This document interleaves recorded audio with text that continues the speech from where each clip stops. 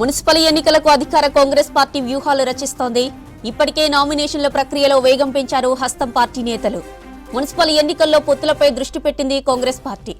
ఇప్పటికే అసెంబ్లీ ఎన్నికల్లో మిత్రపక్షాలుగా ఉన్న సిపిఐ, తెలంగాణ జనసమితి పార్టీతో చర్చలు జరిపింది.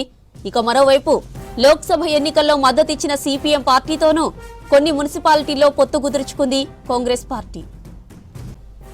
ఇదే అంశానికి సంబంధించిన మరిన్ని డీటెయిల్స్ మా ప్రతినిధి షరీఫ్ లైవ్ లో అందిస్తారు. షరీఫ్, చెప్పండి, అధికార పార్టీ మున్సిపల్ ఎన్నికలకు ఎలా సన్నద్ధమవుతోంది?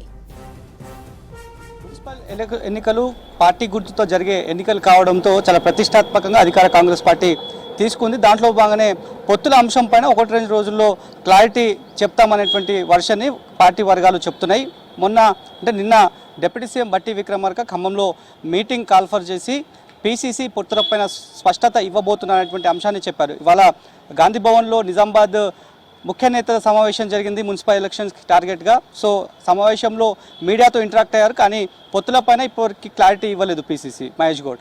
అయితే సీఎం విదేశీ పర్యటన ముగిసిన తర్వాత హైదరాబాద్, తెలంగాణకు వచ్చిన తర్వాత దీనిపైన క్లారిటీ ఇవ్వబోతున్నట్లు పార్టీ వర్గాల్లో చర్చ జరుగుతున్నటువంటి సిచ్యువేషన్ కనిపిస్తోంది.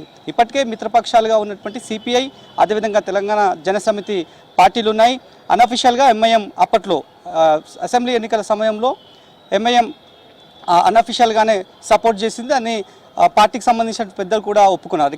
మరోవైపు అసెంబ్లీ స్థానాలకు వచ్చేసరికి మిత్రపక్షాలు ఉన్నటువంటి సిపిఐ అవుట్రైట్గా సపోర్ట్ చేసింది.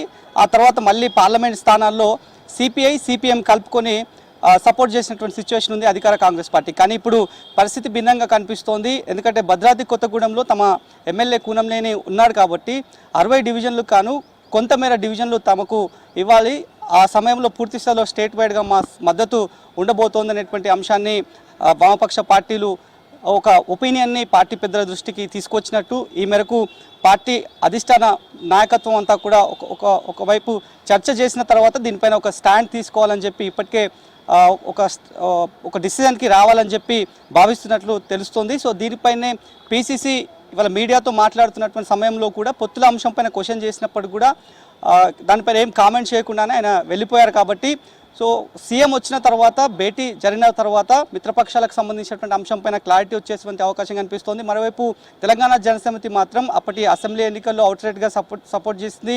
ఇప్పుడు కూడా సపోర్ట్ చేస్తామనేటువంటి అంశాన్ని కోదండరాం స్పష్టం చేసినట్లు ఈ మేరకు పార్టీ వర్గాలు అయితే చెప్తున్నటువంటి సిచ్యువేషన్ కనిపిస్తున్నాయి. కాబట్టి అటు ఉమ్మడి ఖమ్మంకి సంబంధించి నల్గొండలో వామపక్ష పార్టీలకు సంబంధించిన బెల్ట్ ఎక్కువ శాతం ఉంటుంది కాబట్టి ఆ పొత్తు వ్యవహారంలో ఏ రకంగా సాటిస్ఫై చేయాలనేటువంటి అంశంపైన పార్టీ పెద్దలు దృష్టి పెట్టేటువంటి అవకాశం కనిపిస్తోంది. ఒక మారు పార్టీ పెద్దలతో మాట్లాడిన తర్వాత, వామపక్ష పార్టీకి సంబంధించిన పెద్దలతో మాట్లాడిన తర్వాత తగు నిర్ణయం తీసుకుంటారని చెప్పి పార్టీ భావిస్తోంది. మరోవైపు మైనార్టీకి సంబంధించినటువంటి బెల్ట్ ఎక్కువ శాతం ఎక్కడ ఉంటారో అటు నిజామాబాద్, కామారెడ్డి, బాన్స్వాడ ఈ ప్రాంతాలు చాలా వరకు ఎంఐఎం ప్రాబల్యం ఉంటుంది. ఎంఐఎం సంబంధించినటువంటి ఓటు బ్యాంకు, మైనార్టీ ఓటు బ్యాంకులు కూడా ఎక్కువగా ఉంటాయి. కాబట్టి అక్కడ కూడా ఎలాంటి ల్యాప్సెస్ లేకుండా, ఎలాంటి డిస్టర్బెన్స్ లేకుండా పొత్తుల అంశంలో క్లారిటీ తీసుకుంటే కనుక మెజార్టీ స్థానాలు పార్టీ గుర్తుతో జరిగేటువంటి ఎన్నిక కావడంతో మెజార్టీ స్థానాలు గెలిపే లక్ష్యంగా ముందుకు పోవడానికి అవకాశం చాలా వరకు మెండుగా ఉంటాయనేటువంటి ఒక స్టాండ్కి పార్టీ పెద్దలు వచ్చారు. దాంట్లో భాగంగానే ఎంఐఎంతో మాట్లాడము, ఎంఐఎం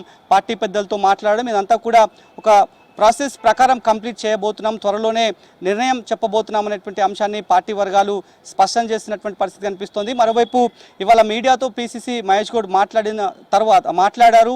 75 నుంచి 90% స్థానాలు గెలవబోతున్నాము. పంచాయతీ ఎలక్షన్స్లో ఎట్లనైతే కాంగ్రెస్ బలపరిచినటువంటి అభ్యర్థులు గెలుపొందారు, ఆ తర్వాత అంతకంటే ముందు రెండు బై ఎలక్షన్ జరిగాయి, అందులో కూడా కాంగ్రెస్ పార్టీ గెలుపొందింది. ఒకటి సికింద్రాబాద్ కంటోన్మెంట్లో కాంగ్రెస్ గెలుపొందింది, ఆ తర్వాత జూబ్లీహిల్స్ బై ఎలక్షన్లో కాంగ్రెస్ పార్టీ గెలుపొందింది. కాబట్టి అదే తరహాలోనే ఇప్పుడు మున్సిపల్ ఎన్నికల్లో, మున్సిపాలిటీల్లో, కార్పొరేషన్స్లో మెజార్టీ స్థానాలు గెలిపే లక్ష్యంగా తమకు సంబంధించినటువంటి యాక్షన్ ప్లాన్ ఉండబోతోంది. దాంట్లో భాగంగానే ఎవరికి ఎలాంటి ఇబ్బంది కలగకుండా, రెబల్స్ క్రియేట్ కాకుండా, పంచాయతీ ఎన్నికల్లో ఏ రకమైన తప్పిదాలు జరిగినాయో అవి మళ్ళీ రిపీట్ కాకుండా పూర్తి స్థాయిలో పొత్తుల అంశంలో కూడా ఒక స్పష్టమైనటువంటి క్లారిటీ ఉండబోతోంది. ప్రతి ఒక్కరిని సాటిస్ఫై చేయబోతున్నామనేటువంటి ఒక వర్షన్ని మాత్రం పార్టీ వర్గాలు వ్యక్తం చేస్తున్నారు.